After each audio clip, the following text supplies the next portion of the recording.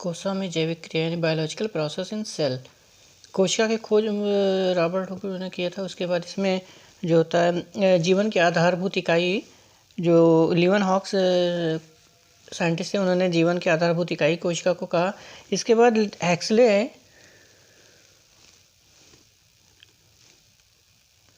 हेक्सले ने इसे जीवन की इसमें जो प्रोटोप्लाज्म पाया जाता है, प्रोटोप्लाज्म को इन्होंने जीवन का भौतिक आधार बताया, यानी इसको फिजिकल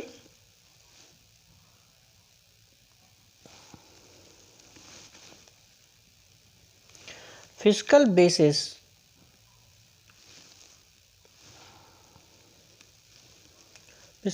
ऑफ लाइफ, यानी इनको फिजिकल बेसिस ऑफ यानी जीवन का भौतिक आधार बताया। क्योंकि जीव में होने वाली जो सभी समस्त क्रियाएं होती हैं, जीव के अंदर जितने भी क्रिया होते हैं, जैसे इसमें गति यानी मोशन हो गया, ग्रोथ हो गया, इसमें न्यूट्रिशन हो गया, न्यूट्रिशन के बाद इसमें रिस्पायरेशन है, रिस्पायरेशन के बाद एक्सक्रीशन और अन्य प्रकार की जितनी भी एक्टिविटी होती है लाइफ के लिए जो जरूरी होती है, ये सारी चीज़ें जो होती हैं इसी जीवद्रव्य के अंदर, यानी इसी जीवद्रव्य के अंदर हमारे सारे जो होती है जीवन की सारी चीज़ें होती हैं। जैविक क्रियाएं कोशिकाओं के सजीव लक्षण को प्रदर्शित करती हैं, यानी जो जैविक क्रियाएं होती हैं, जैविक क्रिया कोशिका यानी कि कोशिका को बताया जाता है कि सजीव लक्षण यानी सजीव जितने जीवित रहने के सारे प्रोसेस होते हैं, कह सकते हैं कि ये जो होती है जैविक द्रव के यानी जैविक क्रियाएं जो होती है इसमें शो करती हैं। एक कोशिकीय हो या बहुकोशिकीय जीवों की कोशिकाएं जो होती है पोषण पदार्थ को भोजन के रूप में, जो एक कोशिकीय सिंगल सेल होंगी या यूनिसेलुलर या मल्टीसेलुलर जो भी होती हैं कोशिकाएं जो होती हैं, ये जो होती हैं अपने भोजन जो होती हैं, ये भोजन जो होती हैं बाहर से यानी कि बाहरी वातावरण से जो होती हैं वहाँ से एक्सेप्ट करती हैं कोशिकाएं विभिन्न रासायनिक प्रक्रिया, और जब ये भोजन लेती हैं तो उसमें विभिन्न प्रकार की रासायनिक प्रक्रियाएं होती हैं, यानी केमिकल प्रोसेस के माध्यम से, केमिकल प्रोसेस के तहत ये जो होती हैं उन पदार्थों को रासायनिक रूपांतरण कर देती हैं, यानी कि केमिकल ट्रांसफॉर्मेशन करती हैं।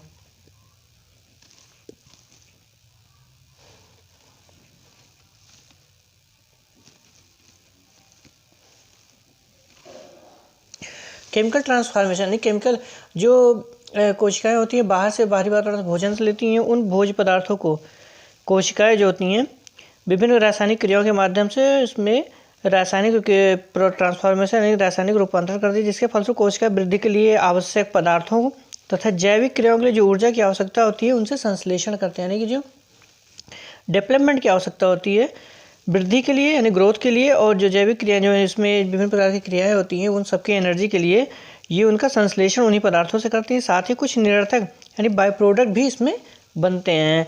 आवश्यक पदार्थ जो होते हैं कोशिकाओं ये अपने अंदर जीवद्रव्य की वृद्धि करती हैं, यानी जो आवश्यक पदार्थ होता है उसको लेकर कोशिकाएं जो होती है अंदर जो जीवद्रव्य पाया जा रहा है, इसका साइटोप्लाज्म जो पाया जाता है, इनका वृद्धि करते थे तथा ऊर्जा को लेकर ये जैविक क्रियाओं में खर्च कर देती है, यानी जो जैविक क्रियाएं होती हैं विभिन्न प्रकार के फंक्शन होंगे, कार्य होंगे, उनमें ये खर्च करते हैं। साथ में जो कोशिका निरर्थक पदार्थ बनती है उनको बाहरी वातावरण में उत्सर्जन यानी एक्सक्रीशन भी करना रहता है, यानी कि उनको त्याग भी करना रहता है, जिससे वो अलग मात्रा में उसको त्याग कर देती हैं।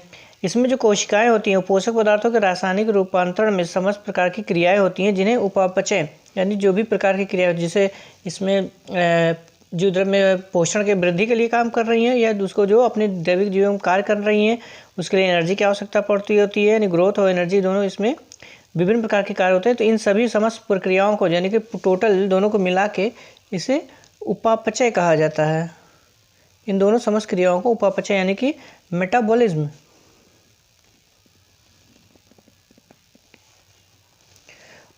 कहा जाता है। इसमें मेटाबॉल का मतलब होता है चेंजेस, यानी इसका लगभग एक हिसाब से कह सकते हैं इसका मेन हो गया चेंज करना, यानी कि एक दूसरे रूप में फॉर्म में एक दूसरे रूप में चेंज करना, यानी कि उसको दूसरे रूप में परिवर्तित करना।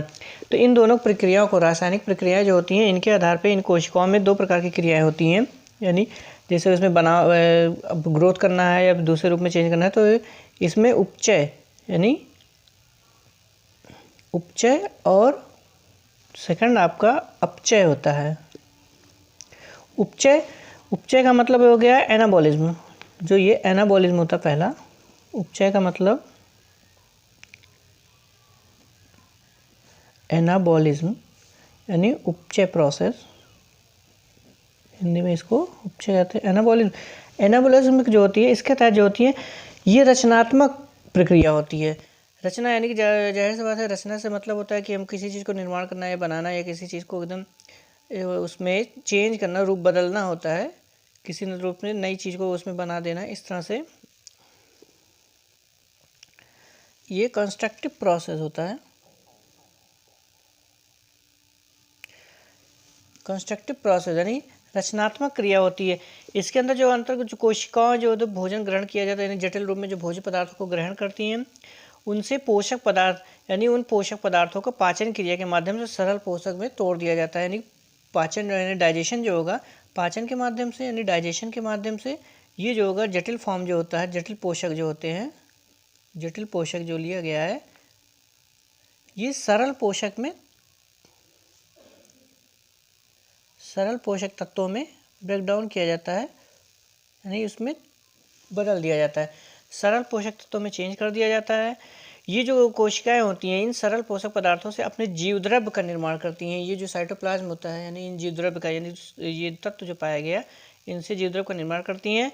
और जो पर्णहरिम युक्त कोशिकाएं होती हैं, प्रकाश संश्लेषण के माध्यम से यानी फोटोसिंथेसिस जो होती है प्रोसेस,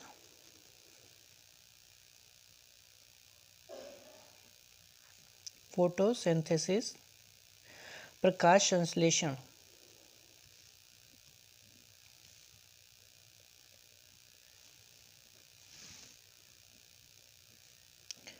ये प्रकाश संश्लेषण यानी फोटोसिंथेसिस के माध्यम से पर्णहरिम कोशिकाएं जो होती हैं, यानी कि पत्तियां जो होती हैं, इनके द्वारा ये भोजन का निर्माण करती हैं।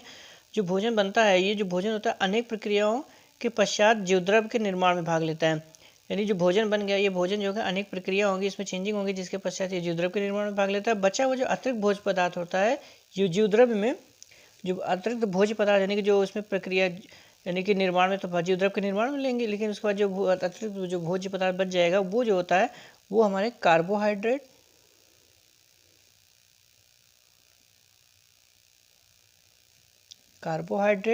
वसा तथा प्रोटीन, जो प्रोटीन मटेरियल होता है, प्रोटीन के रूप में संचित हो जाती हैं। यानी एनाबॉलिज्म का मतलब होता है कंस्ट्रक्टिव प्रोसेस, यानी कि जिससे कि दूसरी वस्तु का निर्माण हो रहा है। तो इसमें जो भोजन होता है जटिल पोषक तत्व होते हैं, इसमें सरल पोषक तत्व में ब्रेक डाउन किया जाता है। फिर ये फोटोसिंथेसिस होती है जो उसमें यूज किया जाता है, जीवद्रव्य के निर्माण में काम करती हैं। जो फोटोसिंथेसिस प्रोसेस होता है, कुछ कोशिकाएं पाई जाती हैं जिसमें ये प्रकाश संश्लेषण के माध्यम से अपने जीवद्रव्य का निर्माण करती हैं। उसके बाद जो भोज्य पदार्थ बचा होता है, इसमें कार्बोहाइड्रेट, वसा तथा प्रोटीन का निर्माण उसमें फॉर्मेशन करती हैं। इसके बाद सेकंड स्टेप जो होता है आपका अपचय, जिसे क्या है अपचय यानी कि कैटाबॉलिज्म।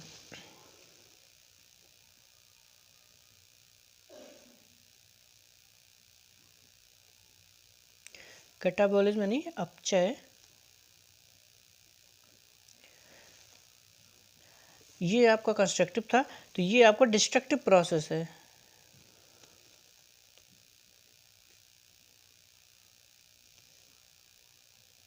डिस्ट्रक्टिव प्रोसेस, डिस्ट्रक्टिव यानी कि उसमें तोड़ना है, दूसरे फॉर्म में बदलना है, इसका मतलब कह सकते हैं। इसके अंदर जो कोशिकाओं में संचित भोज्य पदार्थ होता है, जो भोज्य पदार्थ बचा हुआ है, जैसे ये कार्बोहाइड्रेट वसा के प्रोटीन में कन्वर्जन, या उसके बाद जो भोज्य पदार्थ बचा होता है, इन भोज्य पदार्थों को कोशिकाएं जो तो श्वसन क्रिया में ऑक्सीकरण के हिसाब से, जो ऑक्सीकरण होगा, कोशिकाएं जो होती हैं ऑक्सीकरण में यूज करती हैं। ऑक्सीकरण यानी ऑक्सीकरण का मतलब ये ऑक्सीडेशन जो होगा,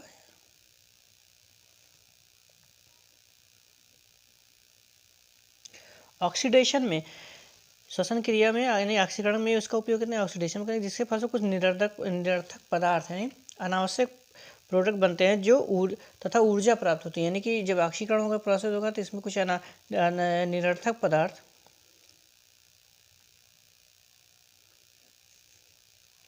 पदार्थ प्लस ऊर्जा बनती है। यानी इसको ब्रेक डाउन किया जाता है, इसमें डिस्ट्रक्टिव तोड़ा जाएगा, दूसरे फॉर्म में चेंज किया जाएगा, तो इसमें निरर्थक पदार्थ के साथ साथ ऊर्जा प्राप्त होती है। तो प्रोटीन के उपापचय से जो ऊर्जा होती है, ये हमारे दैनिक जीवन में, यानी कि जो उसमें सेल जो होती है, कोशिकाएं होती हैं, अलग अलग कार्यों में उसमें उपयोग करती हैं। इसके बाद जो इसमें जो प्रोटीन होता है, प्रोटीन जैसे प्रोटीन का उपयोग किया गया इसमें अपचय करने के लिए जो ऑक्सीडेशन होता है, तो इसमें प्रोटीन से हमारे शरीर के अंदर अमोनिया का फॉर्मेशन होता है। NH3 यानी अमोनिया या यूरिया तथा अमोनिया और यूरिया का फॉर्मेशन होता है। अमोनिया तथा यूरिया जैसे हानिकारक पदार्थ बनते हैं जिसे उत्सर्जन क्रिया के में कोशिकाएं जो होती है बाहरी वातावरण में इनका त्याग कर दिया जाता है। इस प्रकार जो हमारी जैविक क्रियाएं होती हैं इसमें जो कोशिकाओं के अंदर ही सारी विभिन्न प्रकार की कोशिकाएं होती है उसमें संपन्न होती है। जैविक जीवन की जितनी भी क्रियाएं होती हैं ये सारी जो होती हैं इसी में क्लियर होती है। यानी कि जो ये बायोलॉजिकल प्रोसेस ऑफ सेल है, कोशिका में जैविक क्रियाएं जो होती हैं, जो भोज्य पदार्थ लिया जाता है जटिल फॉर्म से इसको सरल फॉर्म में तोड़ा जाता है। उसके बाद इसमें जो मटेरियल बचा होता है प्रोटोप्लाज्म या जीवद्रव्य में वो यूज होता है। बाकी जो एनर्जी चेंज होती है इसको विभिन्न प्रकार के कार्यों में यूज किया जाता है, जैसे मोशन हो गया, ग्रोथ हो गया, न्यूट्रिशन हो गया, रिस्पायरेशन हो गया, एक्सक्रीशन हो गया, रिप्रोडक्शन हो गया, इन सब में उपयोग किया जाता है। तो ये केमिकल प्रोसेस के माध्यम से केमिकल ट्रांसफॉर्मेशन करती है। इसके बाद ये प्रोसेस को मेटाबॉलिज्म कहा जाता है। मेटाबॉलिज्म जो होता है दो प्रकार के रूप में डिवाइड किया गया है, यानी कि एनाबॉलिज्म कंस्ट्रक्टिव होता है। इसमें जो जटिल भोज्य पदार्थ लिया जाता है जटिल पोषक तत्व से सरल पोषक तत्व में होता है, जिसमें फोटोसिंथेसिस प्रकाश संश्लेषण होता है। इसके माध्यम से विभिन्न प्रकार के तत्वों का यूज, जो सरल तत्व होगा उसमें कोशिकाएं यूज करती हैं, बाकी बचे हुए पदार्थों को कार्बोहाइड्रेट वसा तथा प्रोटीन रूप में संश्लेषण कर लिया जाता है, रोक लिया जाता है। फिर कैटाबॉलिज्म हो जाता है, इसमें डिस्ट्रक्टिव प्रोसेस होता है। इसमें जो भोज्य पदार्थ होते हैं उनका ऑक्सीकरण ऑक्सीडेशन होता है, जिसके माध्यम से निरर्थक पदार्थ तथा एनर्जी मिलती है। एनर्जी जो होती है विभिन्न दैनिक जीवन में या कोशिकाएं जो होती हैं अपने जैविक क्रियाओं में उपयोग करती हैं। बाकी जो अनावश्यक पदार्थ होता है उनको बाहर त्याग कर दिया, जैसे प्रोटीन से जब इसका अपचय यानी कि उपचय होता है, यानी कि कैटाबॉलिज्म जो होगा तो इसमें जो होती है अमोनिया तथा यूरिया जैसे पदार्थ बनता है जिसको बाहर निकाल दिया जाता है।